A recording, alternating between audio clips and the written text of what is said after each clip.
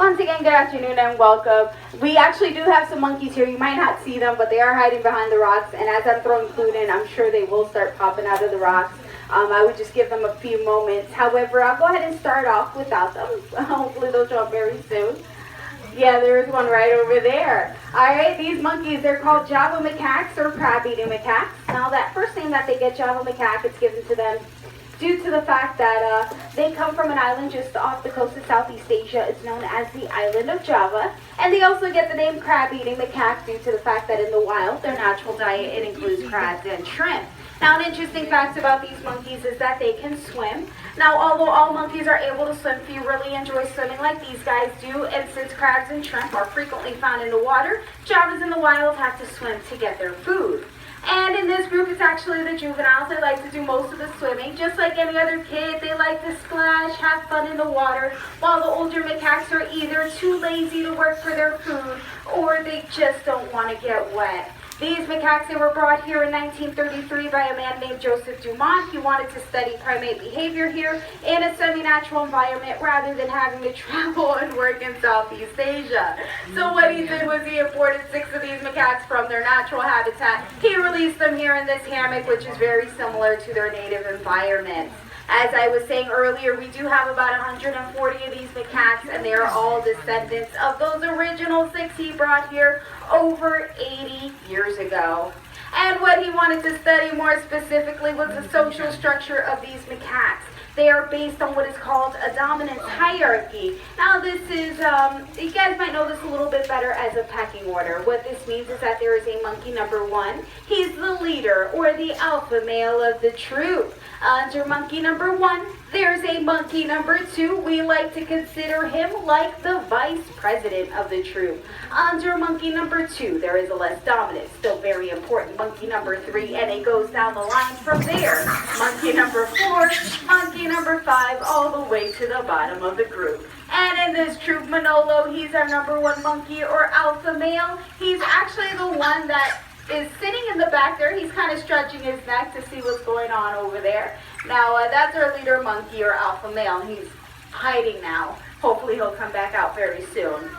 Oh, there he is. He's right in the corner, right over there.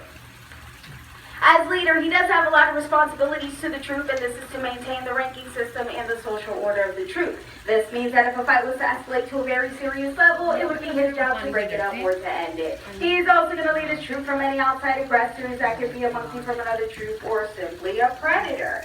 And if another monkey happens to step out of line, Manolo will be the one to put that monkey right back in line. And of course, with all this hard work, he does get a lot of rewards to this as well. As leader, he does get first choice of food, place to sleep, sit, walk, and he also gets the first choice of the ladies. Now, you guys may be wondering how it is that a monkey gets its rank and why is it he gets to be the leader. There's 2 main factors involved. First being their maternal association, or who their mother is. This means that if they're the offspring of a high-ranking female, they'll be a high-ranking monkey. And if they're the offspring of a low-ranking female, they'll be a low-ranking monkey. And the second factor that will determine their rank is their political alliances. This is just a very fancy way of saying who their friends are and how many of them they have. Now, these macaques, they can move up in rank in one of 2 ways. First, when the males are young, they will roughhouse and wrestle, just like many of our own children would do. And this is where they'll make or break many of those friendships. As these males are getting older, if they want more access to food or females, they will have to earn that privilege by gaining the respect of higher troop members or by fighting for it. And this is where having friends does come in handy. Now, if another monkey happens to defeat a higher-ranking monkey, he will move up in rank. Now, another way they can move up in rank is if another male happened to defeat our alpha male. If they were to do that, he would then have to assume the subordinate position, not only to the new male, but to any monkeys that he brings with him. Now, as you guys are moving through the park, or have been moving through the park, you may have seen a lot of grooming going on. And just like in the movies, they're digging through each other's fur, they're picking something off, they're eating it. A lot of people think that they're looking for parasites like fleas and ticks. That's actually not the case with these monkeys, and that's because they're very clean, almost free of any of those ectoparasites. Now, if they did happen to find one, they're going to be very happy to pick it off and have a nice juicy treat. But what these guys are really looking for are tiny little particles. They're called dandruff, just like the kind that we get. And when these monkeys perspire, the salt from the sweat, it would be absorbed into that tiny dandruff particle. And when the sun hits it, it's going to become very crispy, almost like a fried consistency. You can kind of think of it as a potato chip. Now, more importantly, what this does is that it cements bonds between these monkeys. Now, these guys, they can live up to about 20 to 25 years in the wild and about 30 years here in captivity. The males, they'll mature between the ages of 5 and 8, and the females a little bit younger between the ages of 3 and 5 years. Once mature, that female mother's grooming the behind right over there. We have a colored coat, both the mom and the baby will lose those special. It looks like there's a little bit of an altercation going on there. I'm going to see if I can break that up. I do have 2 eggs in my hands. I'm going to throw these in the water, see if they want to go swimming for them. You guys can come up to the wall very slowly if you choose to, and I'll throw these in.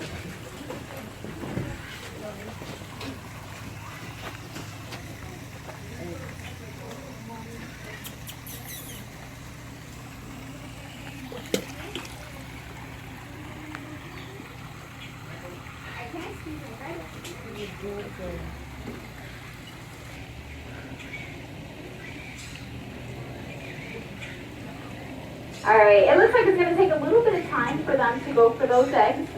It is cooling down a little bit, so they have to kind of think about it. Eventually they do toss themselves into it. However, if you guys have any questions in the meantime, I'll be happy to answer them for you.